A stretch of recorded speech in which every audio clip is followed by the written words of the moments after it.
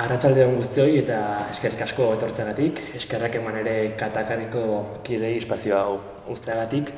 Jakingo duzuen moduan, Saloa Telebistaren 25. urteurrena ospatzen gabiltza, eta 25 urte horiek ospatzeko aurreko astean hitzaldi zikloni hasiera eman genion. Gaur, 4. dugu eta etxebizitzaren problematika izango dugu mintzagai. Horretarako, Saio Aurritza eta Iñaki Zabaleta gonbidatu ditugu, elako kideak direla. Izan ere, elak aurkeztu zuen txostenean ondorio kezkagarriak atera ziren eta gaur sindikatuak proposatzen dituen, planteatzen dituen proposamenak eta amarragorriak aztertuko ditugu, barkatu. Esaterako, baldakizu lurraldean 25.000 etxebizitza utzi daudela, edo urtean 350 desauzio edo etxegabetzak gertatzen direla, zinez datu kezkagarriak dira. Ni orain isilduko naiz eta nire gure gonbidatoi pasako dietitza, beraz eskerrik asko gurekin egotearren eta zuena da hitza. Eskerrik asko zuei, guretzako plazer bata Saloa Telebistaren 25. urteurrenean parte hartzea. Eta lehenik eta behin aipatu behar dut gu sindikalista garela, ez gara etxe bizitzan adituak, baina sindikalistak eta sindikatu baten parte garen heinean arazo sozialei aurre egin behar diegu eta etxebizitzaren arazoak mugitzen gaitu, horregatik egin dugu etxebizitzaren inguruko diagnostiko eta kanpaina hau eta horren azalpena eman nahi dugu.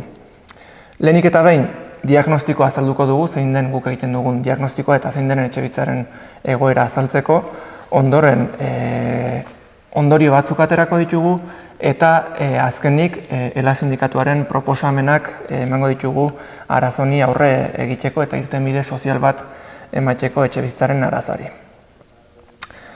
Etxebizitza izateko eskubidea aitortuta dago 1948ko giza eskubideen adierazpenetik hasita Europako Karta Sozialean, Espainiako Konstituzioan, Nafarroako legedian, orokorrean legeak aitortzen du etxebizitza izateko eskubidea, baina hala ere, jende gehienerentzat arazo bat da etxebizitza izatea, eta are gehiago egokia den etxebizitza bat izatea, ez? Eta arazo guzti hauen erroa berdina da. Eta erro hori da, edo arazo hori da, etxebizitza inbertsio eta espekulaziorako aktibo gisa ulertzen dela, eta ez horren beste ondasun erabilgarri edo oinarrizko betebehar bat ase behar duen ondasun gisa, ez? Eta honen ondorioak dira, bai jabetzarako edo bai alokairuko etxeen prezioak oso garestiak direla, prezio hauek ez daztozela bat jendearen errentekin lan prekarietatea dela eta erabilera turistikorako etxe bizitzak gero eta ugariagoak direla, eta baita ere, etxe bizitza politikerako jartzen diren baliabide urriak, ez? Beraz, arazo nagusia kontzeptuan datza. Kontzeptuan, etxeak bertan bizi direnen beharrak asetzeko ondasuna izan beharko litzateke, eta ez da horrela, ez? Kapital ondasun legez ulertzen da, eta espekulatzeko eta errentagarritasuna lortzeko aktibo gisa ulertzen da. Eta hau zerren ondorio da, gobernuek higiezinen politikak egin dituztela etxebizitza politikak egin beharrean. Hau da, lobiek, sektoreko lobiek, bai finantza erakundeek, bai eraikuntza enpresek, plataforma digitalek horretara bultzatuta, higiezinen politikak egin dira, errentagarritasuna lortzeko politikak, eta naiz eta 2008ko krisia eta higiezinen burbuia lertu zen krisi hori eta horren besteko ondorio latzak eta oraindik ere pairatzen ditugun ondorio horiek bizi izan, oraindik tematu egiten gara eta etxe bizitza aktibo gisa ulertzen dugu, ez? Eta honen ondorio bat ere bada etxe bizitza gehienak jabetzan ereduan daudela, ez? Nafarroako 10 etxe bizitzatik 8 jabetzan dira eta ez alokairuan edo bestelako modu batean, ez? Eta honek alde handia suposatzen du Europarekiko, adibidez Frantzian, Suedian edo Alemanian eskuhartze publikoa askoz ere handiagoa da eta honek orekatzen du jabetza eta alokairuaren arteko mugimendu hori, ez? Eta jabetzarako joera hori ere oso errotuta dago gure kulturan, ez? Askotan entzuten da eta askotan aipatzen da errenta edo alokairuan dagoen etxebizitza horretan ordaintzen denean dirua botatzea dela. Edo dirua alperri gastatzea dela eta aldiz hipoteka bat ordaintzea zerbait segurua izatea izango balitz bezala.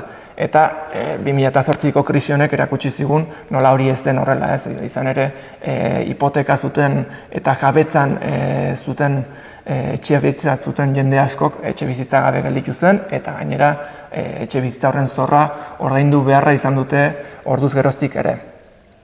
Eta honekin amaitzeko esan beharra da ere jabetza eta alokairuaren arteko joera hori agian aldatzen hasi dela.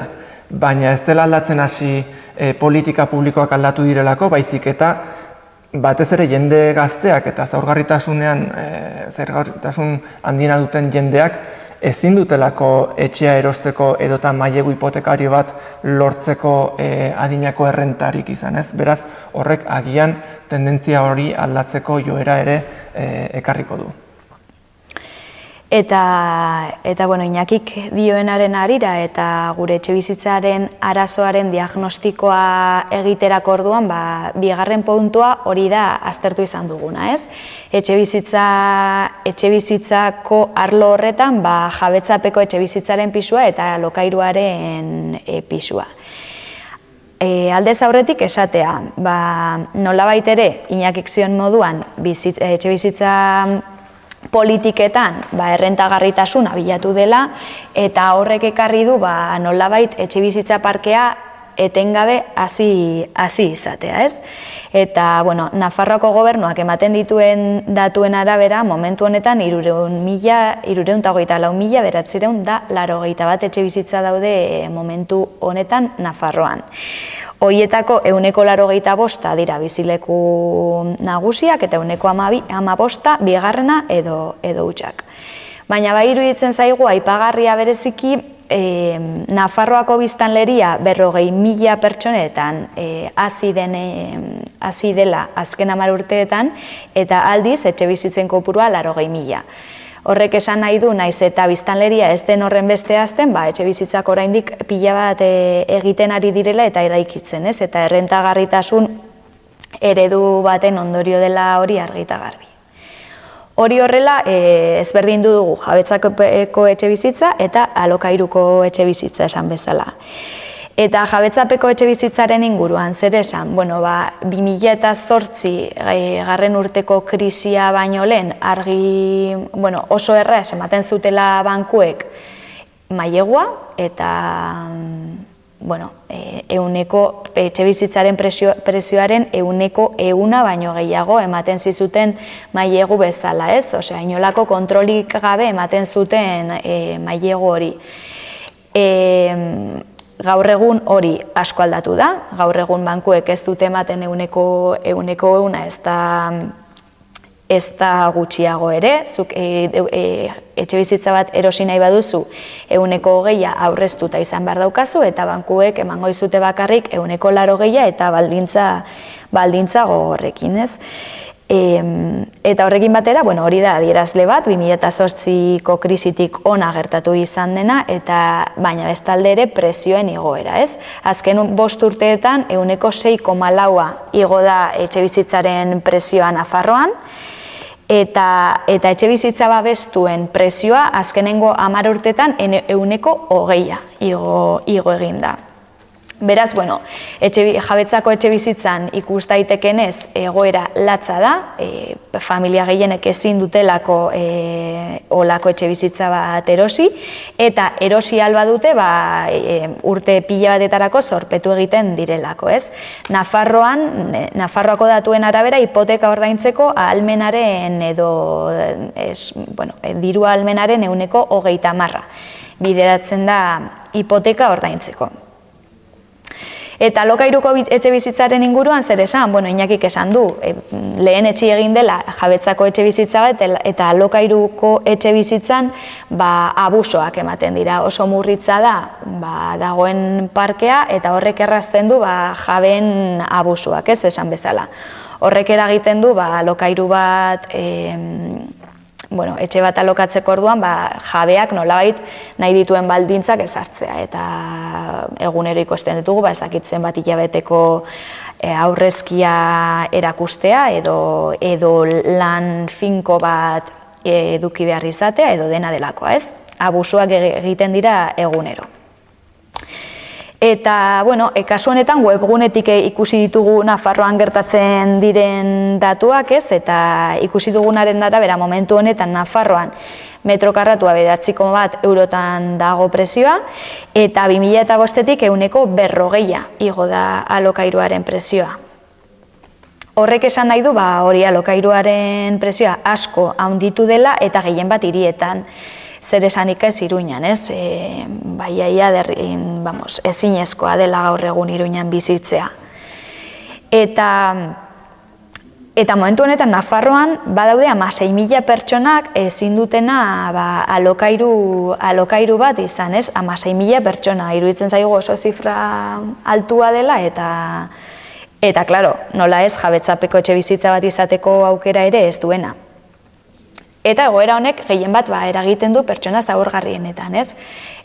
Zaurgarrienak esaten ditugunean, kasu honetan, aipatzen ditugu bereziki emakumeak, badakigu Nafarroan ia 7.000 euroko soldatarrakala dagoela emakume eta gizonezkoen artean, eta horrek esan nahi du 6 hilabeteko alokairu prezioa edo kantitatea dagoela, ez, soldatarrakalaren atzean. Eta pertsona zaurgarrienen artean ere migranteak edo pertsona razializatuak daude. SOS Racismok salatu zuen bere egunean Puertas que se cierran txosten baten bidez, eta Araban Derecho a Techo plataformak ere salatu du hainbatetan, nola migranteak inmobiliaria batetara joaten direnean, telefono 175 ezetza ematen diote, eta aurrez aurre 180 igotzen da ia, ez? Orduan, arrazakeria argi eta garbi ikusten da inmobiliaria edo alokairuetan. Hori jabetzako eta etxe bizitza eta alokairuetan, baina baita ere iruditu zaigu interesgarria diagnostikoa egiterakoan etxe bizitza hutsak eta azpierabileen analisi bat egitea, ez? Zuk esan duzun moduan 35.000 etxe bizitzatik gora daude Nafarroan, eta horrek esan nahi du kantitate totalaren 7,9% dagoela hutsik. Eta zer esanik ez hiriburuetan. Iruñan 5.426 etxe bizitza huts daude, eta guzti hau esandako arazoa dagoenean horren azpitik, ez? Uste dugu hau dela etxe bizitza hutsak direla irtenbidearen parte bat edo pausu bat, eta hau ez dela kontuan hartzen, ez, edo ez bezain beste. Eta diagnostikoan ere sartu dugu 2008ko krisiak utzitako erentzia, nolabait bankuek badakigu reskatea jaso zutela, eta horrek ekarri duen ondorio ekonomiko guztiekin langile klasearentzako, baina horretaz aparte krisi hori eta gero hainbat lurzoru eta etxe bizitza, 100 etxe bizitza haien esku gelditu ziren, eta gaur egun ere horrela jarraitzen dute, bankuek badute hori, pisu kopuru edo lurzoru kopuru handi bat, ez dutena gizartearen esku uzten, ez, edo mesedetan jartzen. Eta diagnostikoaren parte ere etxegabetzeak. Etxegabetzeak dira gaur egun gure gizartean etxe bizitzaren kontuan dagoen arazo larrienetariko bat. Ohiko praktika bihurtu da Hego Euskal Herri osoan, eta Nafarroan 3.220 etxegabetze egon dira azken 10 urtetan. Egia da, 2012ko legearekin eta COVID-19 aurre egiteko baldintza berriekin pixkat murriztu dela etxegabetze kopurua, baina oraindik ere ohiko praktika da gurean, ez? Eta, karo, zifra hauen atzean daude auziperatuak diren etxegabetzeak, baina ez dira kontuan hartzen prezioa igotzen dutelako alde egin behar dutenen pertsonak, edo kontratu amaiera bat delako etxegabetzeak, edota desokupa edo lako enpresek garatzen dituzten etxegabetzeak, ez? hori ez daude zifra ofizialetan, eta badakigu hau egiten ari dela ere, gobernuaren ez dakiton iritzi, baina... Datua da oraindik larriago, ez? Hori da. Eta momentu honetan, Euskal Herrian 140.000 pertsonatik gora daude etxegabetze arriskuan. Eta zifra horrek ere emakume aurpegia du, izan ere 60% emakumeak dira, egoera horretan daudenak, eta gehien bat alokairuan. Eta egoera hau, latza baldin bada, egoera hau okertzen duen beste faktore bat turistifikazioarena da, ez? Turistifikazioaren edapena nahiz eta estadistika ofizialik ez izan, erabilera turistikorako etxe bizitzen edapena handia da, ez? Alde batetik ikusi dezakegu, ostatu mota honen eskaintza gero eta handiagoa dela, eta beste alde batetik ere, etxe mota hauek oso errentagarriak direla, ez? Aipatzen genuen, etxe bizitza errentagarritasunari begira dagoela, eta ikusten dugu, turistifikazio hau horrekin oso lotuta dagoela, ez? Honen erakusle da adibidez, Airbnb bezalako plataforma batek etxe bizitza gehiago eskaintzen dituela turismorako, idealista bezalako beste plataforma batek ohiko alokairura bideratzen dituena baino. Eta hau ja nahiko adierazgarria da. Eta negozioa dagoenean, enpresa handiak eta inbertsio funtsak ere bertan sartzen dira, eta hauek ere etxe bizitza asko erosten ari dira, batzuetan eraikin osoak erosten ari dira, adibidez hemen Iruñako Aldezarrean Unzuren eraikinaren adibidea badaukagu, eta hauek turismorako erabiliko dira. Eta beraz, ja alokairuaren merkatua txikia baldin bada ere, honek dakar are gehiago murriztea ohiko alokairuaren merkatu hori, eta baita ere prezioak igotzea ere. Iruñan gutxi gora bera kontatuta daude 2.000 etxe bizitza baino gehiago bideratzen direla turismorako, eta hau gero eta gehiago hazten ari den fenomeno bat da. Eta turistifikazioak bi ondorio horiek dakartza, ez? Alde batetik alokairu merkatua murrizten dela, eta beste alde batetik ere prezioak puztu egiten direla ohiko alokairuan. Hori da. Eta diagnostikoarekin bukatzeko, bi kolektibo ere ikertu ditugu bukatzeko, gazteak eta etxerik gabeko jendea.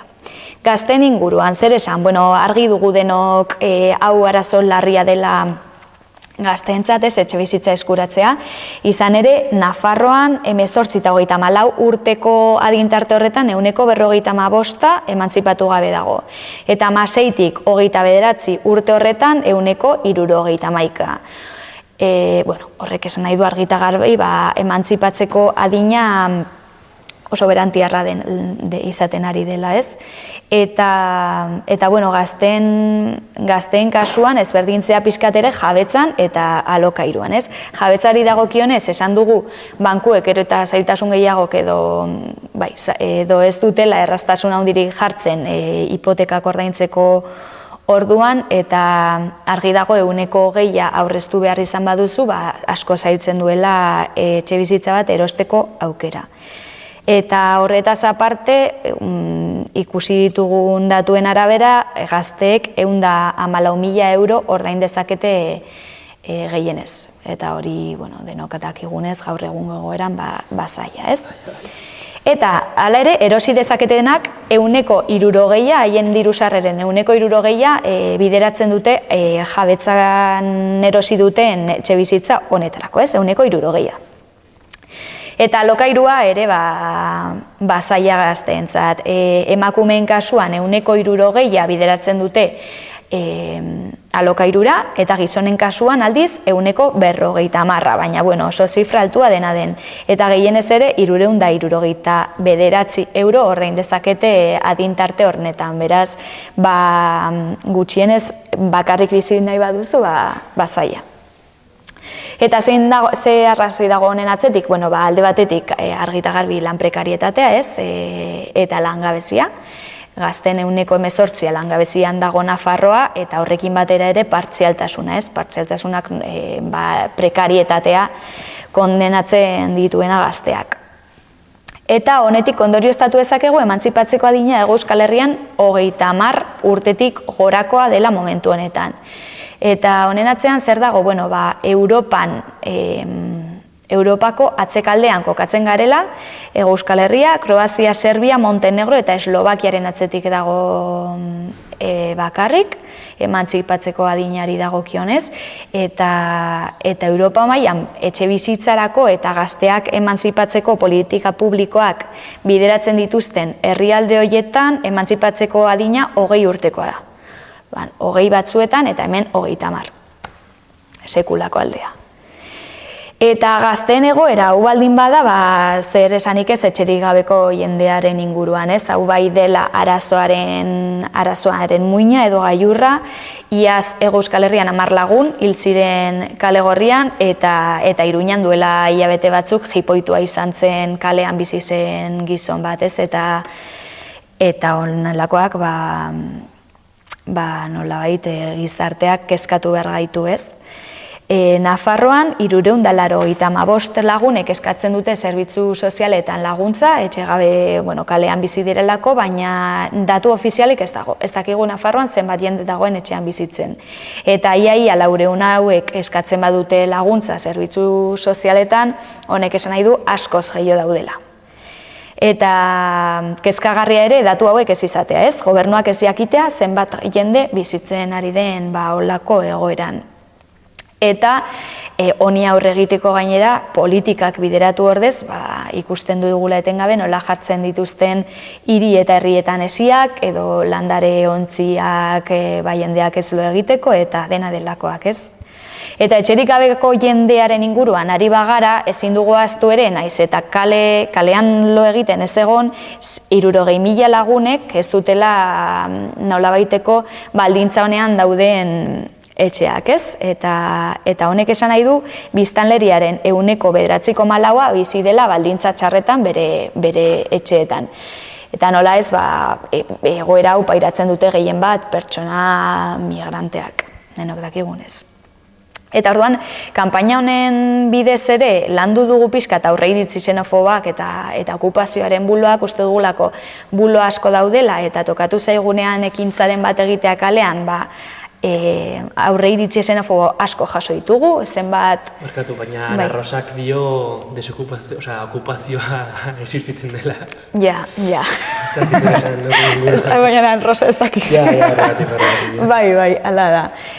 Izan ere, asteburu honetan atera zen egunkarian epaile bat, esaten zuena, edo desokupazioak oso berak 20 urtetan ez duela inoiz ikusi okupazio bat familia bat bizi den etxean, ez? Ematen direla banku etxeen esku dauden etxe bizitzetan edo administrazioen esku.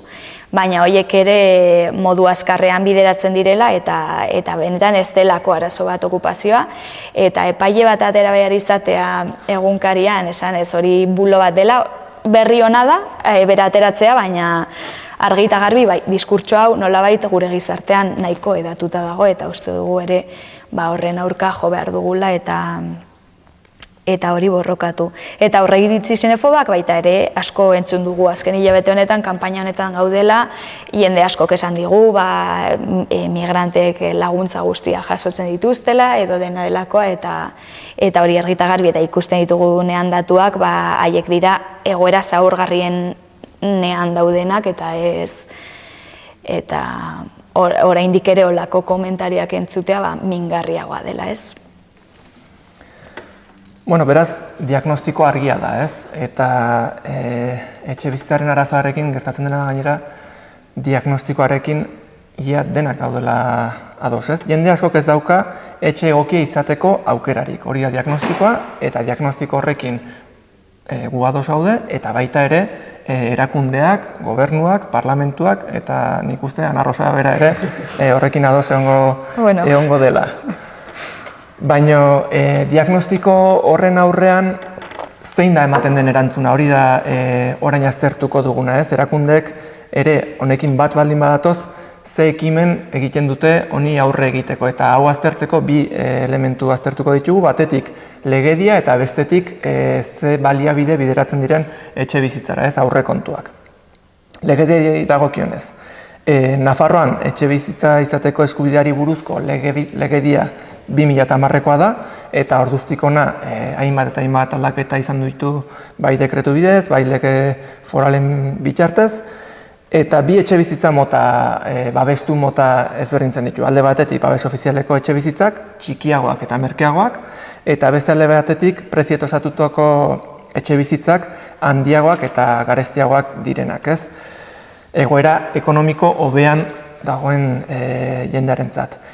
Beraz, segregazio honek badakar alde batetik jende kopuru bat hauetatik kanpo uztea, eta beste alde batetik ere segregazio hau eraikuntza enpresen neurrira egindako zerbait da, beraien negozioaren mesederako izan ere eraikuntza publikoen edo etxebizitza publikoaren kontura garestigo saltzen dituzte eta negozio gehiago egiten dute, ez. Etxebizitza hutsari dagokionez, legediaren araua edo xedea da alokairura bideratzea etxebizitza hauek, baina hori lortzeko ez da neurri eraginkorrik hartzen, eta gainera merkatuko prezioaren arabera bideratzen dute, beraz, honek ez du balio inondik inora ere etxebizitzaren arazoari aurre egiteko.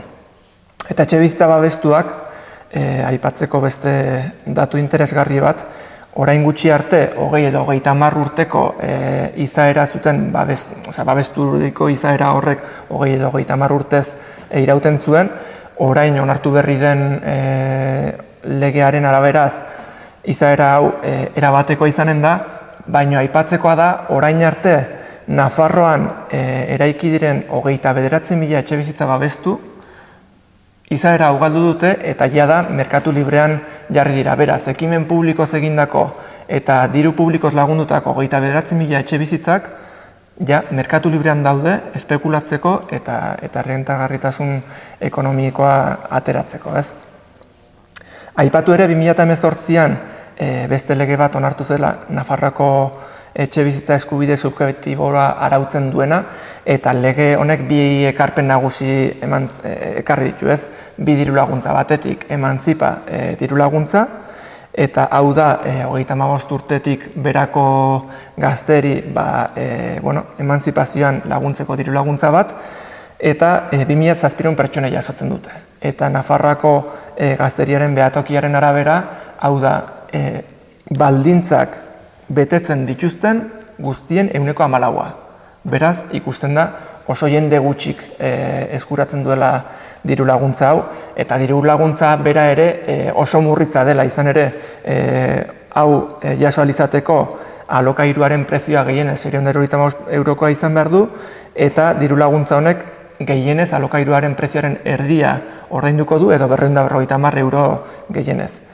Beste diru laguntza da egoera zaurgarrienean dauden pertsonei dedukzio bat egiteko, hau 3.800 pertsonei jasotzen dute, beraz ikusten da ere, Nafarroako populazioaren arabera eta saioak aipatu dituen datuen arabera ere oso jende gutxik jasotzen duela diru laguntza hau, eta diru laguntza hau ere oso murritza da, 200 euro arteko diru laguntza baita.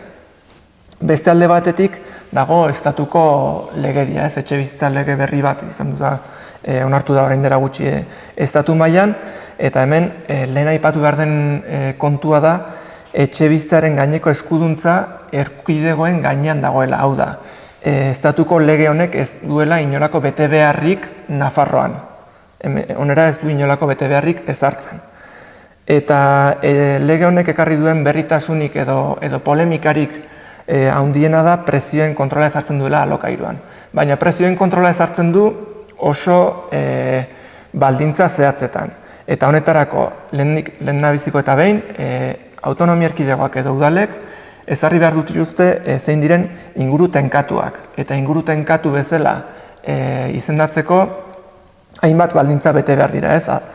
Baldintza horietako bada azken 5 urteetan alokairuaren prezioa KPI gaindiko 5 puntu igo izana, eta gaur egun KPI-a dagoen bezala hori oso zaila da betetzen. Beste baldintza bat da familiaren batez besteko sarreren 130%, baino gehiago izatea alokairua, eta baita ere ezberdintzen du etxe bizitza horien jabeak zein diren, ez? Eta etxe bizitza horren jabea pertsona juridiko bat baldin bada, hau da, enpresa bat baldin bada, zeinek 10 etxe bizitza baino gehiago baldin baditu, soilik baldintza horiek guztiak betetzen baldin badira, murriztuko da alokairuaren prezioa. Beraz, polemika handia izan duen legea izan du da, badirudi zerbait oso aurrerako onartu dela, baina honen eraginkortasuna oso txikia izango da, eta Nafarroan bat ere ez, hori ez baldin bada Nafarroko legediara ekartzen, ez? Ondorioz, legediari dagokionez ikusten da ez dagoela etxe bizitzan eremuan benetako esku hartzeko asmorik. Hau honetan aldatzeko asmorik ez dago. Eta beste alde batetik ere, aipatu behar da, etxe bizitza politiketan norabide aldaketa bat eman nahiko balitz, hau ez litzatekela izango inondik inora iraultzailea ere ez, eta horretarako Europara begiratzea besterik ez dago. Hemen zein den egoera diagnostikoan esan dugu, baina adibidez Alemanian eta Frantzian guztiek onartzen dute alokairuen gaineko prezioen kontrola izatea, edo Suedian oso kasu bitxia da, hor maizterren eta enpresa pribatuen ordezkariek negoziazio kolektibo bat egiten dute, prezioak arautzeko, eta gobernuaren lana, hor bitartekari lana besterik ez da, edo Europako hainbat hiriburutan, adibidez Bienan, etxe bizitza parkearen 40% udalaren esku, edo eta irabazirik gabeko asmoen kolektiboen gainean dago, ez? Beraz ikusten du, oso errealitate ezberdinak daudela Europa mailan, eta hemen legediari norabide aldaketa bat emango litzaioke, litzatekela inondik inora gauza arrarorik edo iraultzailerik izango.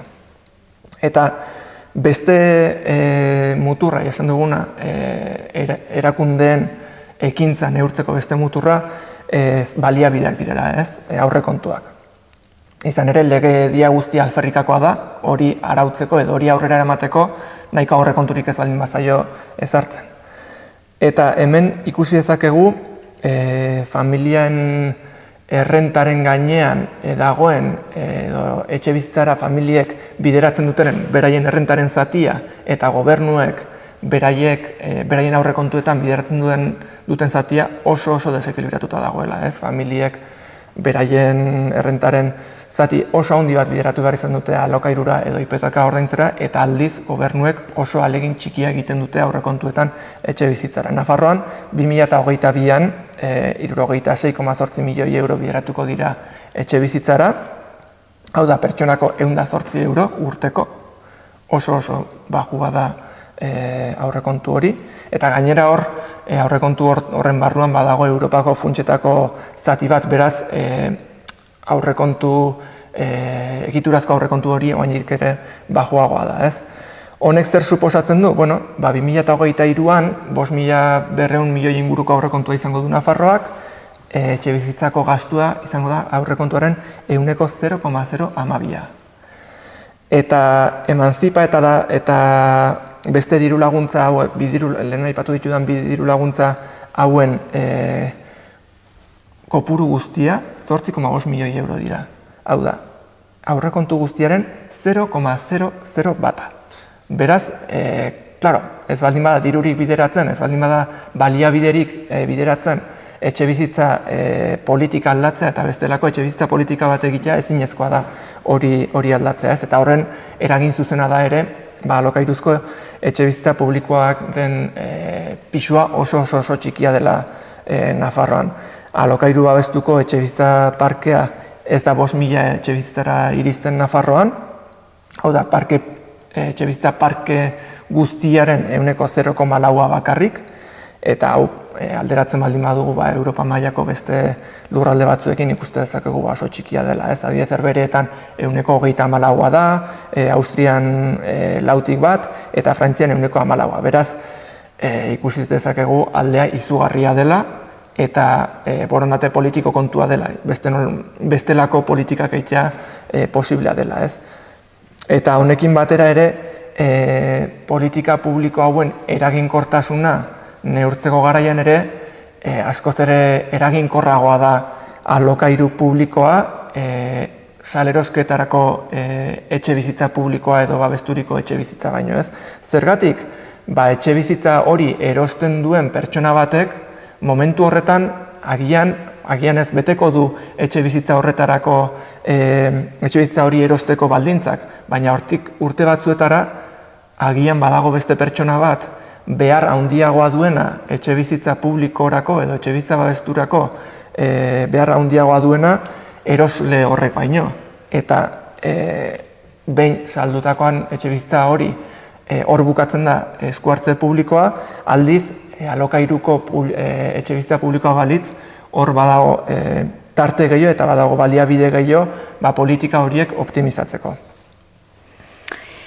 Bueno, eta egoera honen aurrean, gure txostenean ere sartu nahi izan dugu, etxe bizitza gai hau jorratzen duten hainbat mugimendu, ez? Badakigu hori egoera latza dela, baina honen aurrean sortu dira bai politika publikoak interpelatzen dituztenak, bai ekintza zuzena egiten duten kolektiboak, ez?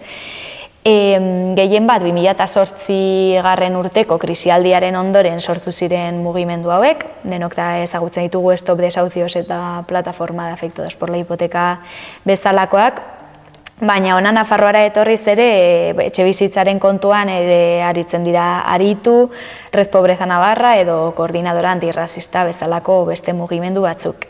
Eta hoiekin batera ere Euskal Herriko Eskubide Sozialen Kartatik landu dugu hainbatetan etxe bizitzaren gai hau. Eta iparraldean, hemendik hurbil alda mugimendua, dena mugimendu bat nahiko indartsua bihurtzen ari dela iparralden, lorpen handiak egin ditu etxe bizitzaren gaiaren inguruan eta garrantzitsua haien ere aportazioa honetan. Bestalde batean ere badaude elkarrizketa sozialeko sindikatuak, ez? Horiek uste dugu politika hauen konplize bihurtu direla Plaza Ola eta Bitra izeneko promotoren bidez, UGT eta Komisiones Obreras lotutak, azkenean etxe bizitza babestuaren negozio ere egina izan dutelako, ez? Eta, mugimendu hauek aipatzen baditugu uste dugu, eta hori ere bada gure aldarrikapenetariko bat, politika publikoak egiterako orduan, mugimendu hauen parte hartzea beharrezkoa dela, ez? Etxe bizitzaren politikak eta egoera aldatu nahi duten mugimendu hauena. Benetako politikak egin nahi baditugu, benetako parte hartzea sustatu behar dugulako ere. Orduan, behin diagnostikoa egindakoan ze ondorio ateratzen ditugu. Lehendabizikoa, etxe bizitzaren arazoa bere konzepzioan hasten dela, ez? Eta konzepzio hori zein da? Kapital errentagarritasuna bilatzeko aktibo gisa hartzen dela etxe bizitza, eta ez oinarrizko bete behar duen ondasun gisa. Hori da arazoaren jatorria. Beste ondorio bat, erosita zein alokatuta ere, etxe bizitza bat lortzeko aukera oso zaila dela. Prezioak oso garestiak dira eta prezio hauek ez datoz bat, gainera, jendeare gehienaren bizi baldintzekin eta jende gehienaren errentekin, bai lana izan, enplegua izan, edo enplegurik ez dutenekin bat ez datoz prezio hauek. Beste ondorio bat, alokairuko etxe bizitzan eskaintza oso txikia dela. Oso txikia da, eta geroz eta txikiagoa da, erabilera turistikorako etxe bizitzak ugaltzen ari direlako, eta honek merkatu hori txikiagotzen du eta gainera prezioak puztu egiten dituelako. Eta horrekin denakin beste ondorio bat ere badago, da jende asko etxe bizitza beharrean eta etxe bizitza egokirik gabe dagoen bitartean etxe bizitza kopuru handi bat utzi dagoela Nafarroan. Beraz, desoreka hauek oso handiak eta latzak dira. Eta honen aurrean, arazoari irtenbiderik emateko borondate politikorik ez dago. Hau da, egoera hau iraultzeko benetako ekimenik ez dela hartzen ari. Legediak ez dio konponbiderik ematen etxe bizitzaren arazoari, Eta beste alde batetik, etxe bizitzara bideratzen den aurrekontua edo bideratzen diren baliabideak oso urriak dira. Eta orain bai ja bukatzeko, gure elatik egiten ditugu hainbat proposamen, beste hainbat sar ziteken, baina guk txosten honetan 11 proposamen egin ditugu.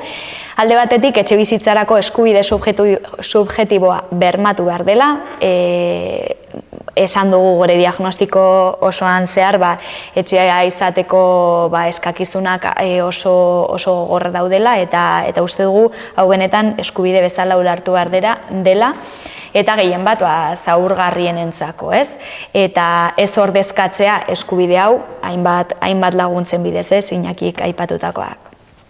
Bestalde, uste dugu alokairua sustatu behar dela jabetzaren aurrean, eta horretarako politika publikoek lehen etxi behar dut alokairua jabetza baino, eta babespeko etxe bizitza guztiak alokairura bideratzea eta ez jabetzarako.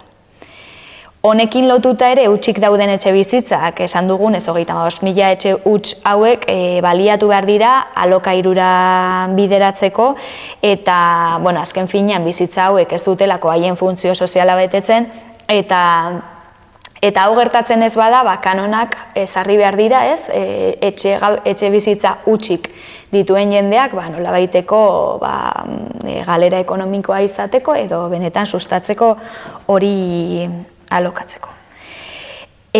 Laugarren neurria izango litzateke etxegabetzeak geldiarazi, gehien bat esan dugun ez alokairuan dauden pertsonek pairatzen dute egoera hau, eta uste dugu bizileko alternatibo bat bilatu behar dela etxegabetzeak dauden momentu guztietan edo kasu guztietan, eta horrekin batera alokairuko prezioak mugatzea. Eta ezartzea indize bat, ez bakarrik tentatutako lekuetan, baizik eta guztietan, nolabait abusoak izatea ekidetzen duena, ez? Horrekin batera, erabilera turistikorako etxe bizitzak mugatu eta kontrolatzea, esan dugun moduan. Gainera, alda mugimendu honek nolabait bermatu du iparralden, lortu dute etxe bizitzara, alokairu turistikorako bideratzen den etxe bizitza bakoitzarengatik, alokairu normalera bideratutako beste bat edukitzea. Eta, nolabait ikusten dugu aldela, ez? Baina beti ere bideratzen bada edo neurriak jartzen badira horretarako. Gainera, ostatu turistiko hauen kasuan, iruzur fiskala ere nagusi deneinean, ez? Hau bai edo bai mugatu behar da.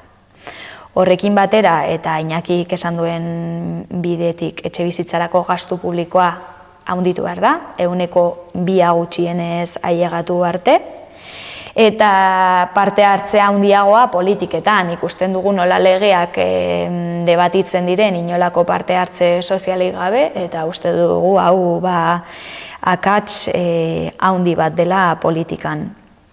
Bestalde, finantziarakundeen balio soziala berreskuratzea, erreskatean jasotako dirua itzuli behar dute eta horrekin batera esan dugun lurzorio eta etxe bizitzak alokairura edo gizarteari bideratzea.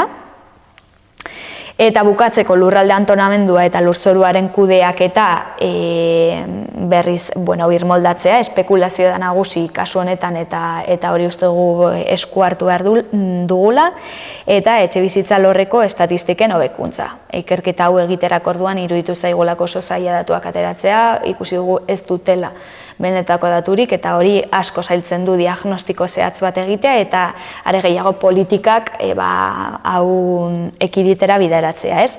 Eta horretarako egin dugu kanpaina hau, nolabait gure proposamenak gure diagnostikoa sozializatzeko, aliantzak egiteko ere beste eragile batzuekin, eta nolabaiteko sare bat egiteko etxe bizitzaren inguruan. Lehenik eta bain eskerrik asko egoera latzau gurekin parte hartzagatik.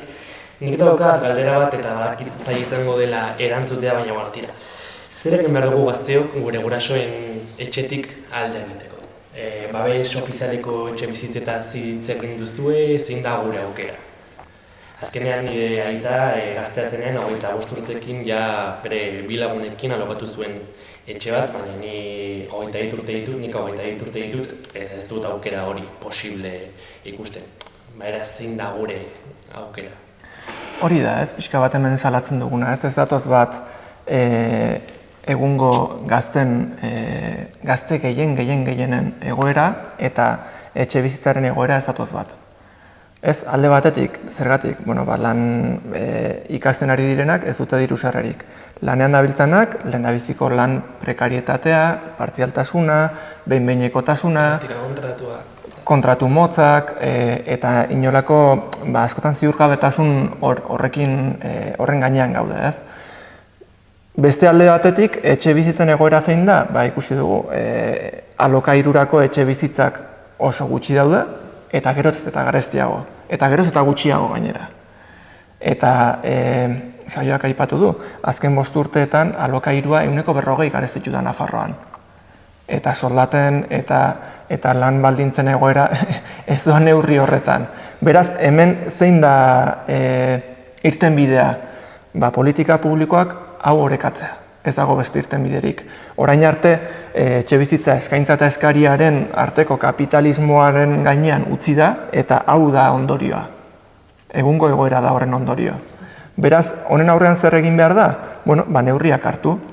Neurriak hartu zituzten eta lan epaitu ditut bi diru laguntza, baina ikusten da urri egiet direla, ez da inondik inora iristen. Oso jende gutxi jasotzen ditu eta jasota ere oso murritzak dira horren gatik, bakarraren gatik etxe bizitza bat alokatzeko.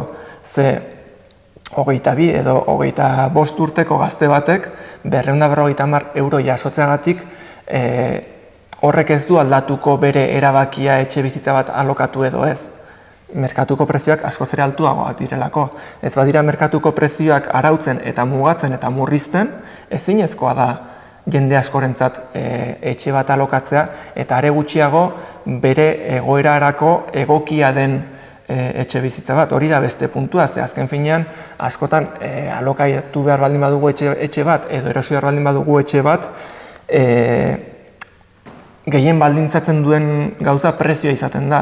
Eta horrek ez du esan nahi, zure lantokitik hurbil egongo denik, zure familiatik hurbil egongo denik, edo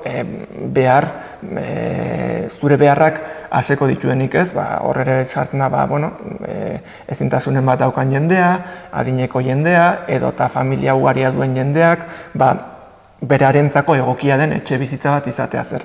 Askotan, etxe bizitza bat izatea ere horrek ez du esan nahi, naiz eta hori teiatu baten azpian lo egin egunero, zure beharrak guztiz egoki betetzen dituen etxe bat izatea, ez? Eta hor badago, familia oso ugariak direnak oso etxe bizitza txikietan, edo eta igogailurik gabeko etxe bizitzan bizi diren agureak, eta bar. Eta hori, desoreka hori apurtu behar duena, eta hori arautu behar duena, eta hor lagundu behar duenak politika publikoak dira, baina politika publika horiek ezinezkoak dira aurrekontuaren 0,00 bata bideratuz horreri aurre egitea ezinezkoa da. Eta nik esango nuke mobilizatzea dela erantzuna ez. Honen guztiaren aurrean hori da geratzen zaiguna. Ikusi dugu beste herrialde batzuetan egin daitekela eta ez dela ezinezkoa den zerbait ez, eta horren alde egin behar dugula. Nik ateratzen dudan ondorioa da borondatea behar dela, eta ez dakit gure politikariek borondate hori ote dute. Ez dakit zerbait gehiago egitu nahi duzuen?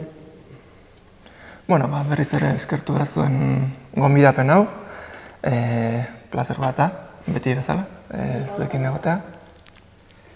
Ni ere batetik edo nahi, eta nire herrian baude bastante itxe, eroitzen ari direnak, haien jabeak ez dira lesakan ez dira lesakan ditu, eta udaletxeak pentsat ez du zer egiten ez horren aurka, eta gazteek lesakan gelditu nahi dute bizitzen, baina ez dago non gaur egun.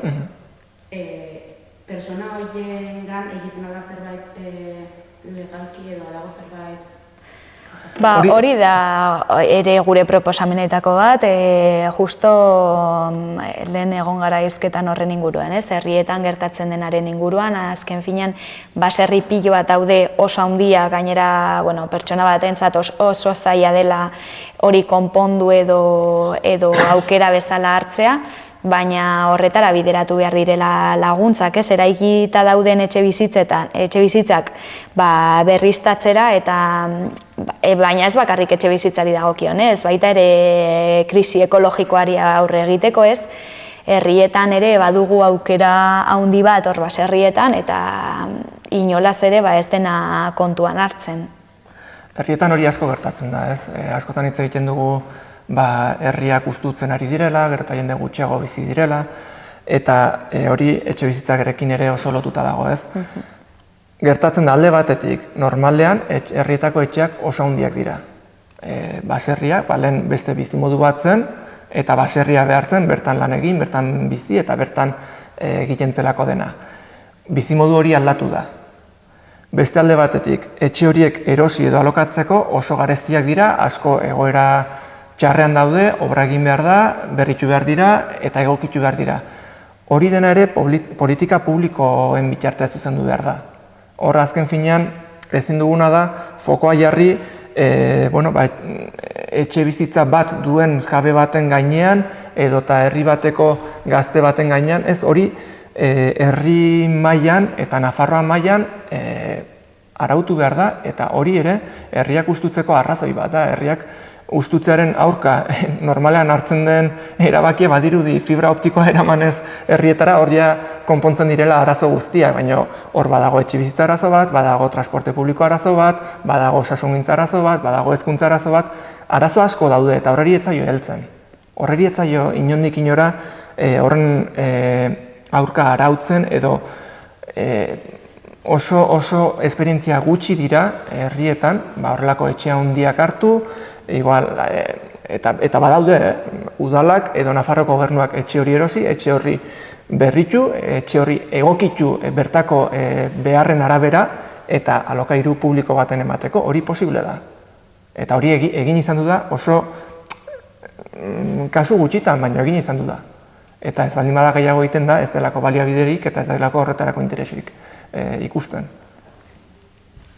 Bat gehiago? Bueno, hau izan da guztia gaurkoz, eskerrik asko berriz ere gurekin egotearren. Aukeretz banago katakrakera itzulko gara ostegunean eta bihar solasaldia dugu Karrikirin, gazteak eta sare sozialak izango da gure mintzagaia, beraz bihar Karrikirin itxoiten zaituztegu. Eskerrik asko.